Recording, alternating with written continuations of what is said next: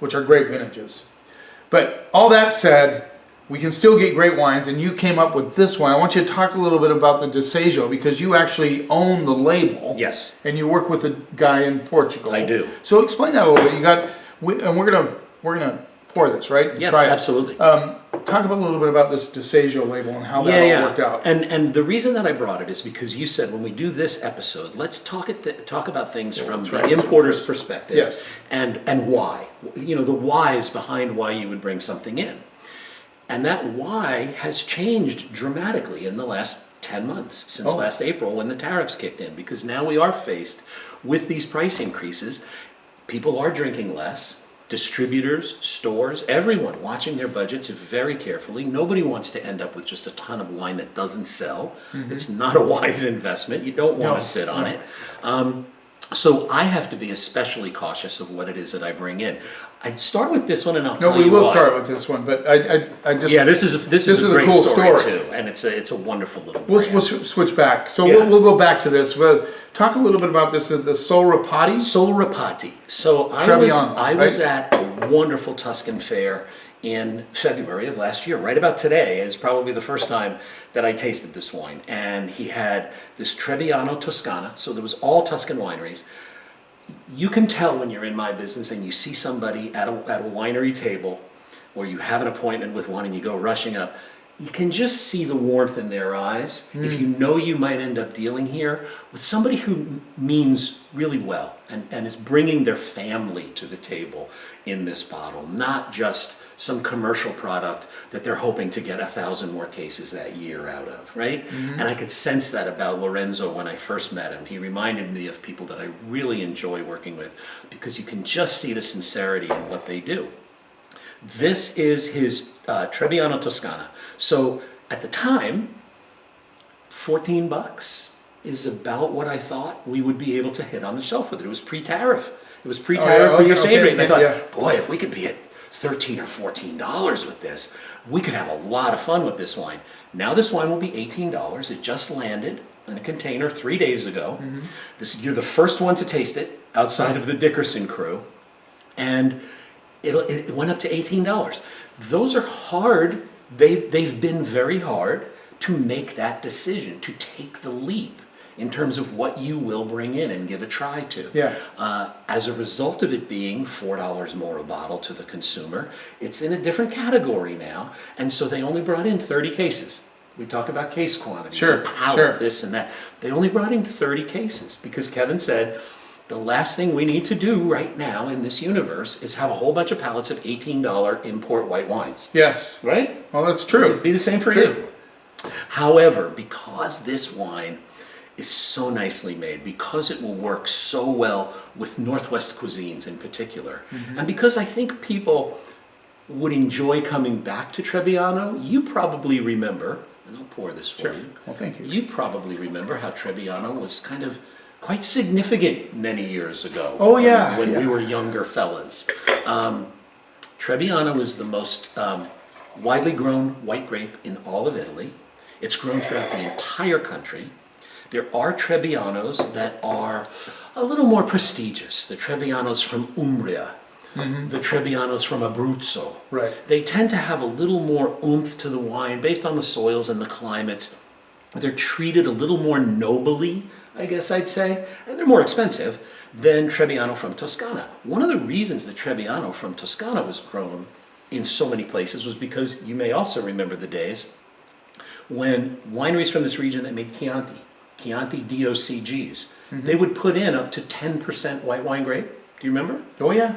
I mean, that was always to kind of soften and freshen up the spiciness, the zinginess of Sangiovese. Not many of them are doing it anymore. They still can, by law, use 10% white grapes, and if they do, it will traditionally be Trebbiano. This one, unlike a lot of Trebbiano that's out there, or has been out there for generations, isn't just sort of a high-volume, flabby, boring table white wine. This comes from a very specific plot. They only make 12,000 bottles. I mean, that sounds like a lot, but it's not. That's 1,000 cases of wine. Yeah. That's really not a lot for a third-generation family property. that really likes working with Trebbiano. It's from a very specific plot. That is the Solrapati. That's the name of the vineyard. Okay, Solrapati.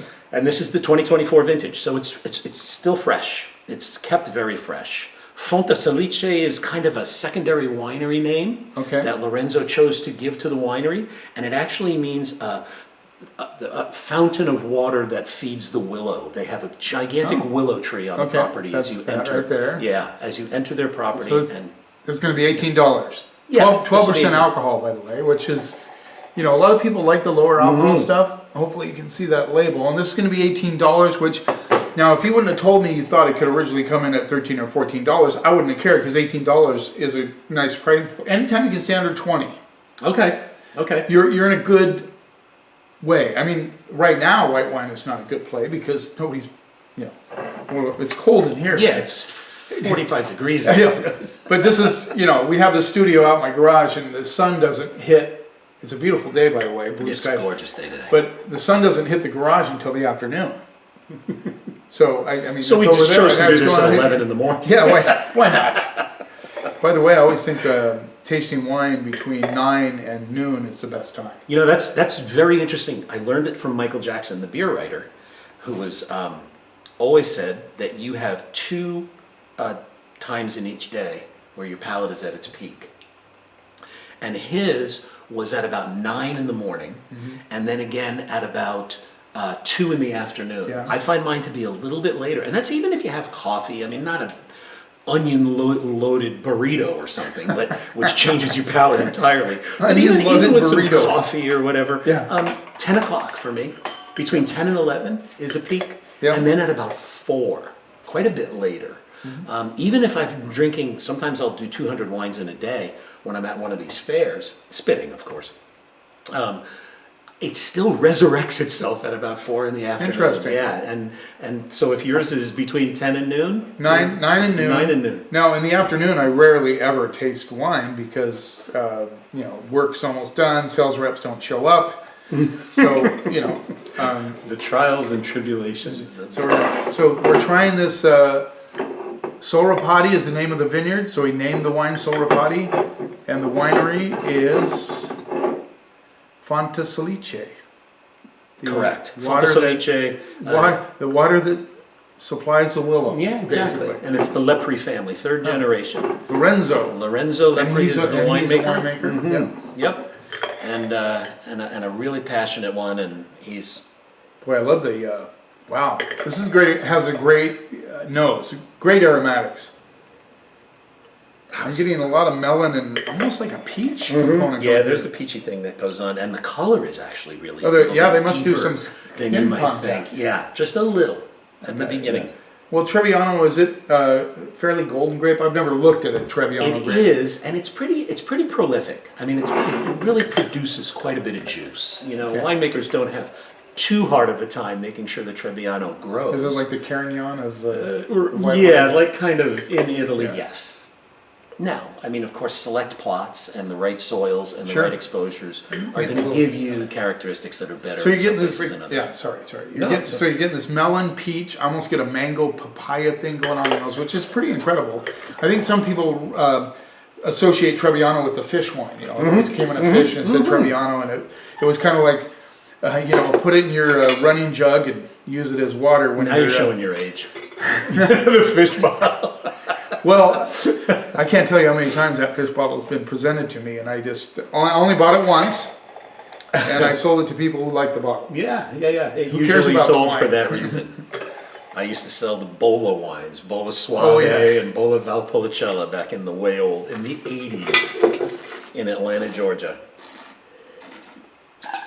Okay, good acid on this one. Really nice Now, acid. it's interesting, there's a citrus note that comes through on the palate that on the nose at all. I mean, and maybe the peach, but not this. I don't get a real citrus. Yeah, more of a stone fruit than a citrus fruit for sure. And then when you taste it, you get this huge hit of fresh acidity and citrus. It's really quite mouth-filling for a Trebbiano, which usually, a lot of people think of them as being kind of insipid, but when they're treated, with a little more attention, and when they come from a good plot, like the Solrapati is, you end up with a wine like this. I love on the finish of this wine, which is pretty long, for a Trebbiano. I love the kind of saline minerals that Oh, yeah, hang for sure. there. And that's why the first thing that I thought of was our foods. And I thought of our oyster farms, Clams, for God's sake. oysters, Yeah, I mean, mussels. and seafood pastas. Oh yeah, and, you well, know, this would be fantastic. yeah, with that. like with a white creamy seafood pasta. I can see a restaurant going, wow, that's really cool. But I can see myself, and you know what I'm getting on the finish, which is really, you're going to say I'm weird on this one, but I get a little celery on the finish. No, that's okay. Actually, that's a neat component. Yeah, I like know? celery. I don't Yeah. mind celery. No, I love celery. in Yeah, fact. No peanut butter. that's okay. I don't get any peanut And butter on raisins. this. No, I like celery sticks with peanut butter in it. Yeah, yeah, That's yeah. great. Yeah. Or cream cheese. Yeah, and then you put the raisins on it. It's ants on a log. I've never. That's the nickname I've for it. never Ants on a log. tried. You don't know ants on a log. No. You must be older than me. No, just kidding. Just kidding. Maybe it's a New York thing. That's where I was born and There you raised, go. so.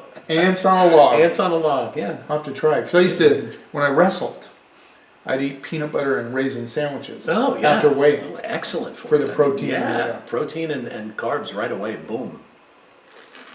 So, I fell in love with this wine. I fell in love with the winemaker and with the whole concept of the production. They also have a Chianti, which I'm going to leave you with a bottle of. We will taste it today. I can hardly wait. But also 30 cases only. We split one pallet, 30 cases of this and 30 cases of the Chianti. That's just a nice wine. And talk about that. Super nice that wine. Really, you're right. Intense finish. I mean, we're talking, I can still taste it. Now, there's not too, there are a lot of white wines out there that have this, but this has such an intense, now, it makes me want to go and cook up some mussels. Throw this. Yeah, this. yeah, with and garlic I would even splash a little bit on them. You know, I mean, $18 to me is, even for a younger person in their 20s that are getting into wine, $18 is, went along in life, I realized that, hey, I need to cook some things for myself. And I think some of these young people in their 20s will eventually get to that level. Yes. But when you, We may be expecting a lot out let's of say the you're, people in their okay, 20s. if you're in your, between 25 and 35 and you want to try this wine, practice, just, mussels are easy, right? Mhm, mussels you are throw them in Yeah. the water, you cook them, wait for the shell to open, boom, you're done. That's all you have to do. Throw a little bit of this, or you put them in a pan, throw a little bit of this on the top of it, or another wine that's not quite so expensive. You have this with mussels because of the saline and the citrus and all that. It's going to be a different wine in a better way. Or linguine. Have you tried this linguine with mussels? Have you tried this with shellfish yet? Oh yeah, I've had it with. So how much did it creamy change? seafood pasta. Not with. I haven't had it with oysters or clams Okay. yet. Okay, just on their own. Okay, I but haven't had it with the standalone. pasta sauce, did it Oh, change? man. Yeah. The wine got actually a little saltier. Yeah? It got a little Yeah. more saline in the finish, and it just got better through the course of Did the the pasta. citrus kind of mellow out a little bit? And kind Yeah, of but it marry also with helps to kind Oh, of yeah. cut through the You gotta creaminess of cut the it. sauce Exactly. that we were eating. So make a linguine with clam sauce. Yeah. Linguine con poncholi. How easy is that, right? A can of clams, some butter, some garlic, and a pack of linguine. So DeSaggio, I previously brought in a white only Vinho Verde Yes. from Portugal. Vinho Verdes are very popular. I don't ever want to see Portugal become a one-trick pony where anybody thinks that Portugal does is a Vinho Verdes, but they are very easy to buy. They're inexpensive. Low It's alcohol. low risk. It's low alcohol. It's spritzy. It's yummy. It's quaffable. It's great summer wine. It's great cocktail wine. It became especially popular during the pandemic when people were drinking Oh, yeah. more during the daytime and lighter bodied wines. It was called Passatempo, and you used to carry it. Yes. There was a grocery chain in Portugal that wanted the international ownership rights to the Passatempo brand if they were going to carry it in their stores.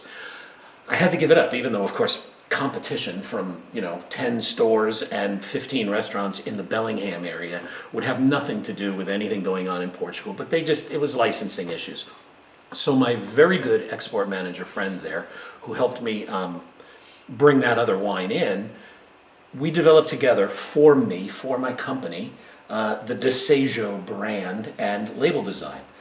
I will say that this is a very, very well-liked label. I love it much better than the previous one was. The wine is the same as what it was. It's still produced for me by the same winery that does we're gonna show them. Passatempo. This is what you're talking about, the 4 fish on the front? Yeah, it's three No, fish. three fish. See, I can't even tell. DeSaggio means to crave. To So create. it's kind of a neat thing. Now, it's also, people pronounce it often as the Spanish, where they call it Desejo. The actual pronunciation is Desejo. Because in Portugal they pronounce it J. J is really soft. Yeah, and but kind of beautiful the way they flow through J's. Like they say Alentejo. Yeah, exactly. Yeah. Exactly.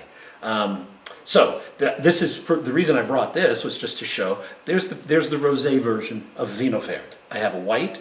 I had the rosé. They're doing very well. That would be fun to play with in that. Yeah. You've had this one too. Yeah. Last summer, I believe. Yes, I did bring the rosé. The rosés from Vino Verde started getting popular about 5 years ago, and so it's doing well. This is a good example of a decision made by an importer now to, okay, let's play into two things. A label and a brand that seems to have demonstrated that people like it in this region. Dickerson sells quite a bit of it. You carry it in the summers for me. Restaurants will pour it in the summertime. Some stores carry it all year long. The category is doing well.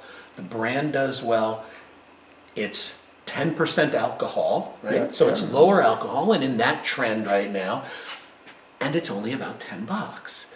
So now the importer says, I'm not just going after something that my heart tells me, with the sincerity of meeting the winemaker, that I should bring in this Trebbiano.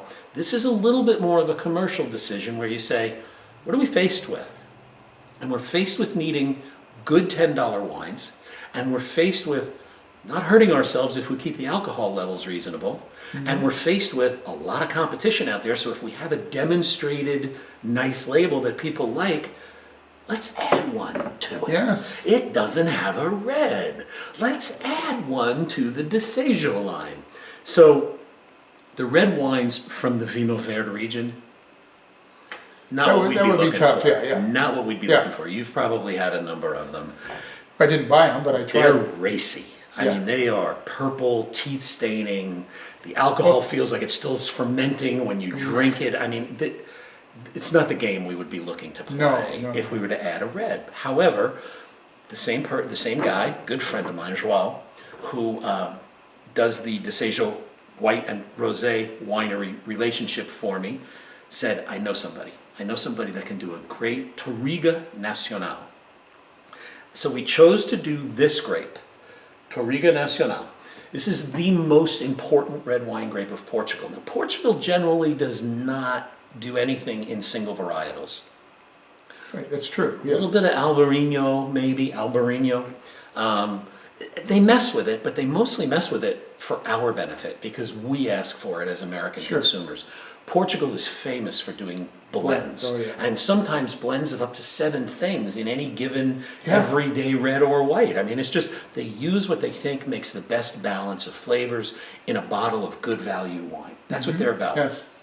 Touriga Nacional, they will do some single varietals of, because it's kind of their Cabernet Sauvignon. It's it can make wines with big shoulders and take oak up in the north in the Douro and the Dow region. It's used in port. It's a very important red wine grape that's used in port, but it can also make these kind of young, vibrant, fresh, juicy, jammy. I mean, it's just a fun wine. And so to be able to get it, $10 retail, to be a red companion to, and I don't have the white, but there would have been 3. It would have been a green, capsule, a pink capsule, and a dark red capsule. To have the Desejo line now, all as these really enjoyable, great, fresh wines. Exactly. And this one's 13% alcohol, which for a relatively mouth-filling red is not exactly high alcohol. Yeah. It can take a little chill. And we poured this at the store last night, and a lot of the people were just like, wow, this is great. He said smash burger wine. I said pizza. It's just one of those wines where you can go home, pop it, turn on your favorite program and sip it as a cocktail. You're just enjoying it before your meal, or if you're having pizza or hamburgers or whatever it is, this would be the perfect wine for that. I've already tried it, but we're going to try it again here. And I think the reason that, it has that kind of like that cherry chocolate nose. Yeah, cherry chocolate. A lot of people were picking up chocolate on the nose last night too. That was the first comment. And it's perfumed on the nose, which is really cool. When I say perfumed, it means it's lifted on the nose, which is, perfume will do that.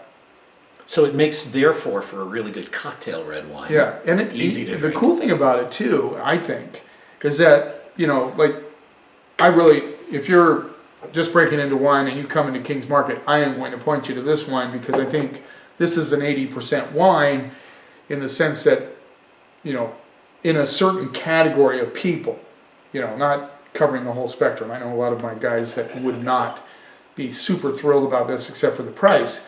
Now, the cool thing we talked about last night, too, was that when I get nervous about $10 wines because they can, and we talked about this, there's a component that I get in a lot of inexpensive reds, is clams. I just get this clam nose on it, and you can taste the makeup on the wine because the winemaker is trying to take sub-quality juice. And make it into something or a little super bit better. Young vines. Yeah, they're just trying to pump out this $10 wine that they can make some cash on it. Right. And that's just, I will not bring a wine like that into King's Market. In fact, I have a couple of salesmen. If I say, "Oh, I smell clams," he goes, "Okay," grabs the bottle, puts it back in his bag because he knows I'm not going to buy it. Yeah, I don't want somebody to drink it. The clams is the first time I heard you say that. Yeah, there's no makeup on this wine at all. Yeah. It's just nicely made juice without any additives or anything. They just let the juice do the talking. And winemakers love working with Touriga Nacional because it is that way. It'll respond to whatever you kind of ask of it. It's a relatively small berry, but it produces good juice and quite a bit for the size of the berry. There are regions around the world that are starting to grow some Touriga Nacional, not just Portugal. Yeah. So this has a really nice juiciness to it. It's not flabby at all, which is when I was making the wine cold. But you still get the chocolate, you get the cherry. Yes, for sure. And the chocolate is not a made-up thing because they can actually add that flavoring to a wine if they want to get it. So that's what I call makeup. They have big conventions down in certain cities where they sell additives to wine. So these winemakers come in and say, "Well, okay, I'm going to buy this and this because I want to make this wine." This is just a true red table wine. Yeah, I mean, it's just It's like if you went into, these guys talk about going into these caves in Europe and they go in and they pour out of a keg, out of a barrel, right into a jug. And people just talk about it romantically. Like it's the best wine they've ever had. Well, it's because they were there, first of all. But I think this is what you got with a notch up. That's nice. Thank you. I appreciate that. And I agree. They offered me two different styles, actually. So as part of the importer business, this winery is 100 years old. They do some very traditional things. They do a broad range of wines and some very traditional things. They were willing to do the private label for me, my personal label, and bottle it as such. And they had two different versions of Touriga Nacional at this price range that they were able to offer. And one was a little bit more rustic. It was a little bit dirtier. It was just a slightly different style, and some people like that. But brown bagged with friends and family around the table, poured out both, and just said, "What do you like, number one or number two?" And kind of across the board, everybody said, "For what you're trying to do, for what you want this to be, absolutely this one." I mean, there wasn't a single question on the other one, and I think they were absolutely right. Because I tasted the other bottle. I had an extra sample of the other bottle, and I tasted it about 2 weeks ago, and I thought, I'm so glad I went with this. Yes. You see, now this is a problem. And I have this problem. Well, it's not a problem because I don't care, but you get these guys that are deep into the wine world. They think, well, they're into it. They're geeks or whatever. They would like the dirtier one better, and which is sad because we're trying to get you guys to try wines, and you're not going to jump in and drink a dirty wine and say, "Oh, this is so great." I don't care what your Somm friend says. Ignore them. A serious wine. The winemaker made this wine. He didn't put a lot of. There's no oak on it. Correct. So it makes it less expensive. We start putting oak on it, the price goes up. Yep. But it's just a well-made wine, and it's $10. And you run into wines like that, you're just going, Okay. Yeah, thanks. Yeah, I agree, and I appreciate that. And Portugal is actually very good at doing things like this. Yes, they are. And what I appreciate about you, Keith, is that you're deep in the wine world, but yet you're not snobby, and that's what I like. Life's too short to just snob your way through such a wonderful kind of assortment. And we want people to drink wine. Exactly. And you're not going to get them to drink a dirty wine. So I'm glad you didn't pick the dirty funky wine. Yes, you can. You certainly can. Yeah. And I bring in the wines from former Soviet Georgia.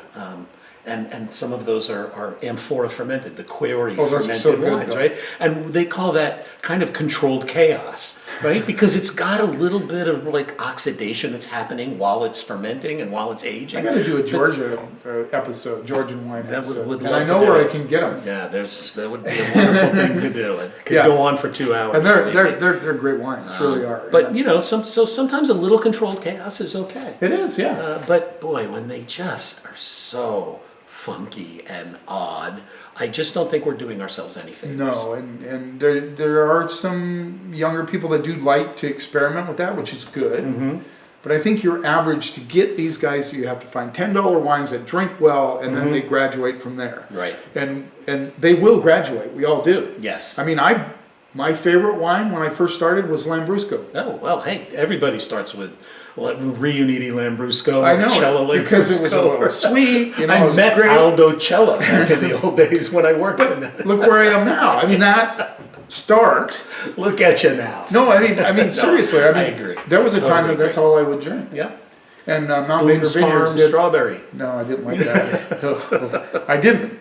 I mean, I had a couple of my friends that would break one out. I'd go, oh, MD 2020. Yeah, no. But anyway, Mount Baker Vineyard did a plum wine that I loved it, but it ran out right away, and I couldn't have it for like 8 months out of the year. Plum wines are pretty. They're infectious, But you start with that, and then eventually you go, well, I want to try that wine, and then you start going that way, and that's what we want. Totally agree. That's what this program's all about. That's what this program. That's it's helping wine, people, man. Spend your money wisely. Spend your wine dollars wisely. Right. Thank you, Keith. That was great. As always. Is this going to be a two-parter? I'm not going to. Okay. But it'll be a great two-parter. I think I'll break it from there to here. Yeah. Wherever and then, but yeah. Thanks for being an importer. You do a good job. I love working with Keith's a good friend of mine. So thanks for taking a little time out of your day. Please subscribe to my channel. I'm actually getting quite a few subscribers now, which is really cool. And some comments. I love the comments. What do you think about this? What do you think about... give me your thoughts on natural wine. I'd like to hear what they think about that. That would be a good one. Or $10 wines that actually are good wines. Yeah. Are you interested in that? Yeah. I'd like to hear. You keep watching, and I'll keep helping you spend your wine dollars wisely. Cheers. Cheers. Here's to you. Yeah.